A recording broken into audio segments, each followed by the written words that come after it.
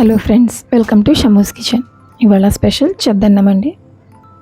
ఇది హెల్త్కి చాలా మంచిది. ఇది మా అమ్మమ్మ వాళ్ళు ప్రిపేర్ చేసేవాళ్ళు అండి. ఇది పాతకాలం వాళ్ళు చేసే విధంగా ఎలా ప్రిపేర్ చేసుకోవాలో చూపిస్తున్నాను. ఇది కొంచెం ఉల్లిపాయలతో పచ్చిమిర్చితో కానివ్వండి, పచ్చడితో అయినా సరే సర్వ్ చేసుకుంటే అందరూ ఇష్టంగా తింటారు. ఇది డైజెషన్లో హెల్ప్ అవుతుంది, గట్ ప్రాబ్లమ్ని ఇంప్రూవ్ చేస్తుందండి, ఇమ్యూనిటీ బూస్ట్ చేస్తుంది. ఈ సమ్మర్ సీజన్లో ఇప్పుడు తినే బ్రేక్ఫాస్ట్ కాకుండా ఇలాగా కొంచెం వెరైటీగా ప్రిపేర్ చేసుకొని ఫ్యామిలీ ఫ్రెండ్స్తో అందరితో కలిసి ఎంజాయ్ చేయొచ్చు. అందరికీ నచ్చుతుందండి. ఇది ప్రిపేర్ చేసుకోవడానికి నేను ఒక గిన్నెలోకి ఒక కప్ రైస్ని హాఫ్ అన్ అవర్ కోసం నానబెట్టి పెట్టుకున్నాను. ఒక కప్ రైస్కి 5 cups ఆఫ్ వాటర్ తీసుకున్నానండి.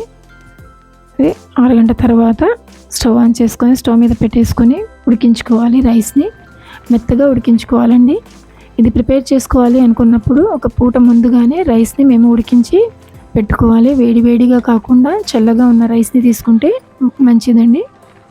అలాగే రైస్ కొంచెం మెత్తగా ఉడికిన తర్వాత ఇందులో నుంచి 1 కప్పు వరకు గంజి తీసుకుందాము.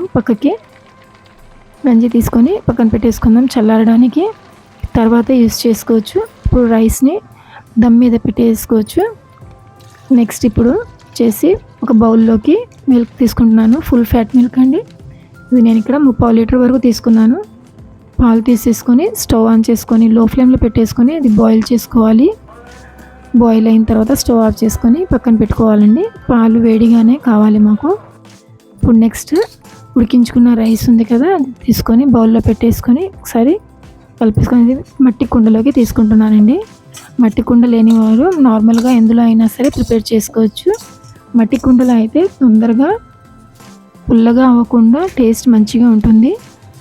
ఇప్పుడు అందులోకి రైస్లోకి మేము తీసి పెట్టుకున్న గంజిని వేసుకోవాలి.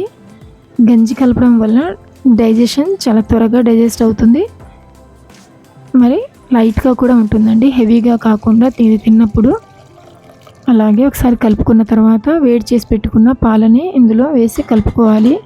పాలు కొంచెం వేడిగానే ఉండాలండి. తోడు వేసుకోవడానికి సరిపడే విధంగా ఉండాలి. ఒకసారి పాలు కలిపిన తర్వాత చెక్ చేసుకొని అందులోకి 1 స్పూన్ నిండుగా పెరుగు వేసి మంచిగా కలిపేసుకోవాలి. కలిపేసుకున్న తర్వాత అందులోకి కొన్ని ఉల్లిపాయ ముక్కలు అలాగే పచ్చిమిర్చి ముక్కల్ని కూడా వేసేసుకొని కవర్ చేసేసి 10 నుంచి 12 గంటల వరకు పక్కన పెట్టేసుకోవాలండి. తోడుకోవడానికి ఇలా పెట్టుకున్న తర్వాత కవర్ చేసేసి పక్కన పెట్టేసుకొని నెక్స్ట్ డే మార్నింగ్ చూపిస్తున్నాను. చూడండి, చక్కగా తోడుకొని తయారయ్యింది, రెడీ అయ్యింది. ఇప్పుడు ఒకసారి ఇదంతా కూడాను కలిపేసుకోవాలి.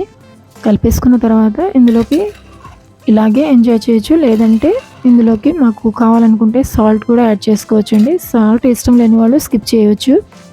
రుచికి సరిపడిన సాల్ట్ యాడ్ చేసుకొని ఒకవేళ గట్టిగా ఉంటే కొంచెం వాటర్ యాడ్ చేసుకోవచ్చు అండి. ఇందులో కొందరు తాలింపు కూడా వేసుకుంటారు. తాలింపు వేసి సర్వ్ చేసుకున్నా సరే బాగుంటుంది. నేనైతే ఇలాగే సర్వ్ చేస్తున్నాను. ఉల్లిపాయ పచ్చిమిర్చితో సర్వ్ చేసుకుంటే అలాగే దాంతోపాటు కొంచెం పచ్చడితో అయినా సరే సర్వ్ చేసుకోవచ్చు అండి. చూడండి, చెద్దన్నం రెడీ అయిపోయింది. ఇప్పుడు ఒక బౌల్లోకి ట్రాన్స్ఫర్ చేసుకొని సర్వ్ చేసుకోవచ్చు. ఇది హెల్త్కి ఎంతో మంచిదండి.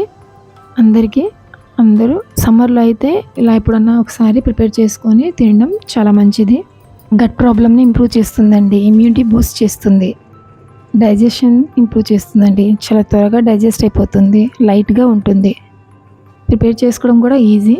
మీ అందరికీ ఈ వీడియో నచ్చితే లైక్ చేయండి, షేర్ చేయండి, ఫ్యామిలీ అండ్ ఫ్రెండ్స్తో షేర్ చేసుకోండి. ట్రై చేసిన తర్వాత ఎలాగొచ్చిందో కామెంట్ చేయండి. మరిన్ని సింపుల్ అండ్ ఈజీ రెసిపీస్ కోసం మా ఛానల్ని సబ్స్క్రైబ్ చేసుకోండి. Thank you.